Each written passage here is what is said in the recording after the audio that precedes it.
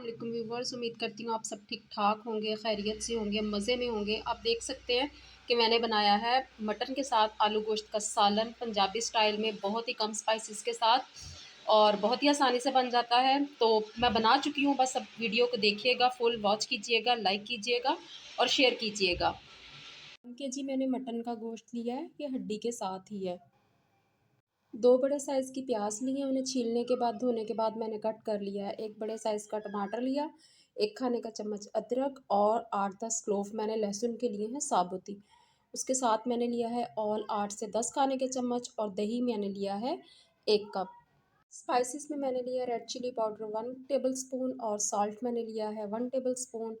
Turmeric powder हल्दी मैंने लिया है 1 टीस्पून और उसके साथ ये 1 चाय का चम्मच साबुत ज़ीरा था और 1 चाय का चम्मच साबुत धनिया था। मैंने इन दोनों को मोटा-मोटा क्रश कर लिया है। उसके साथ मैंने 2 कड़ी पत्ते लिए हैं जो कि ऑप्शनल हैं। पतीली को मैंने रखा है फ्लेम पे, मैं इसमें ऑयल ऐड कर दूँगी, ठीक है?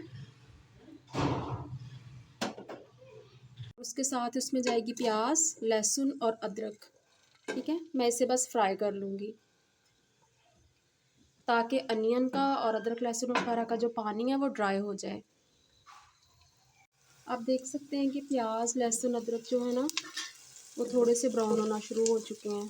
तकरीबन पानी उनका कम्प्लीटली ड्राई हो चुका है और ये स्टेप जो है ना ये बहुत ज़रूरी है। इसी से जो आपका शोरबा बनता है ना उसका टेस्ट बहुत मज़े का बनता है। अब मैंने इसमें मीट ऐड कर दिया, ठीक है? मीट डालने के साथ ही हम इसमें अपने सारे जितने भी मैंने स्पाइसेस आपको बताए थे, रेड चिली पाउडर, सिर्फ कड़ी पत्ता भी नहीं डालूँगी, हल्दी और नमक, ठीक है? सभी कुछ हम इसमें डाल देंगे और कटा हुआ टमाटर भी डाल देंगे। बस थोड़ा सा ही चला लेंगे इसे, ज़्यादा नहीं भूनेंगे, तकरीबन 2 मिनट तक। आपके पास फ्रीज़र का गोश्त है तो फिर तो ज़ाहिर बात है वो फ्रोज़न होता है, वो इस तरह से उसे आप नहीं थोड़ा सा फ्राई कर सकते। तो उस सूरत में आप गोश्त डालने के साथ ही जितना गोश्त को आप सॉफ़्ट करने के लिए वाटर डालना चाहें वो आप डालें और फिर उसे सॉफ़्ट होने के लिए रख दें, ठीक है? अभी मैं इसमें डाल रही हूँ 2 ग्लास पानी क्योंकि मुझे नज़र आ रहा है मेरा जो मीट है वो बड़ी आसानी से सॉफ़्ट हो जाएगा, इसलिए मैं ज़्यादा पानी नहीं डालूँगी। बस 2 ग्लास पानी डाला है मैंने इसमें। अब बस कुछ नहीं करना। अभी फ्लेम जो है वो मीडियम लो है, जब ये पकना स्टार्ट हो जाएगा ना फिर मैं फ्लेम थोड़ा स्लो कर दूँगी। बस अभी इसे कवर करके छोड़ दूँगी।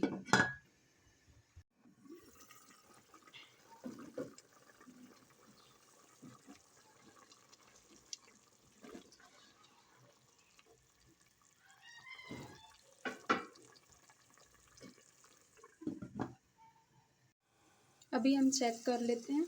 आप देख सकते हैं कि पानी ऑलमोस्ट ड्राई होने के करीब है और मीट भी जो है वो भी सॉफ्ट हो चुका है। तो अभी बस हमें अच्छी से इसकी भुनाई करनी है और जो 2 सीक्रेट इंग्रेडिएंट्स हैं, कड़ी पत्ता भी मैंने डाल दिया है, यानी धनिया और ज़ीरा जिसे मैंने मोटा-मोटा तोड़ लिया है, वो भी हम इसमें डाल के साथ ही भुनाई करेंगे। इन दोनों से ज़ीरा और धनिया डालने से इस तरह से मोटा-मोटा कुटा हुआ गोश्त का जो सालन का जो जायका है वो बहुत ही मज़े का आता है और गोश्त की जो एक अपनी खुशबू होती है वो भी काफ़ी हद तक जो है वो कम हो जाती है। अभी मैं इसे खूब अच्छी तरह से भूनने जा रही हूँ और जैसे ही पानी ड्राई होगा तो मैं तकरीबन 2-3 खाने के चम्मच पानी और डालूँगी और दोबारा भूनूँगी। इसी तरह से इस प्रोसेस को मैं रिपीट करते हुए इस गोश्त को तकरीबन 15 से 20 मिनट तक भूनूँगी और बीच में मैं आलू भी ऐड करूँगी जो मैं आपके साथ शेयर करती जाऊँगी। आप देख सकते हैं कि मसाला जो है वो काफ़ी हद तक जो है वो बोटियों के साथ चिपक गया है, ठीक है? अब मैं इसमें दही ऐड करूँगी और इससे दोबारा भूनूँगी। जब ये दही गायब हो जाएगी ना अंदर से, फिर मैं इसमें आलू ऐड करूँगी। जी अल्हम्दुलिल्लाह देखें गोश्त जो है वो मज़ीद भुन चुका है। अब मैं उसमें आलू ऐड कर दूँगी। मैंने 2 बड़े साइज़ के आलू लिए थे, उन्हें छील के काट लिया है, ठीक है, पीसेस में। अब आलू के साथ खूब इसकी अच्छे से भुनाई होगी, जब आलू के साथ मसाला चिपक जाएगा तो फिर हम इसमें वाटर ऐड करेंगे। आलू और गोश्त खूब अच्छे से भुन चुके हैं, आप देख सकते हैं कितना खूबसूरत कलर है। अब आप इसमें हस्बे ज़रूरत पानी डाल लें जितना आप शोरबा बनाना चाहें, और इसे मीडियम टू लो फ्लेम पे पकने के लिए छोड़ दें।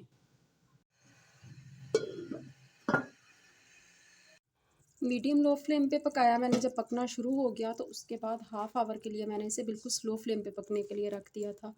बहुत अच्छा सा खूबसूरत सा कलर आ गया है, शोरबा भी पककर बिल्कुल रेडी हो चुका है।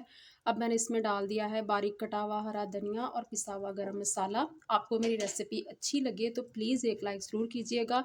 नए हैं चैनल पे तो मेरे चैनल को सब्सक्राइब कर लीजिएगा, क्योंकि मैं बहुत ही कम स्पाइसेस के साथ, बहुत कम ऑयल के साथ, बहुत ही मज़े के जो खाने हैं वो आपके साथ शेयर करती हूँ।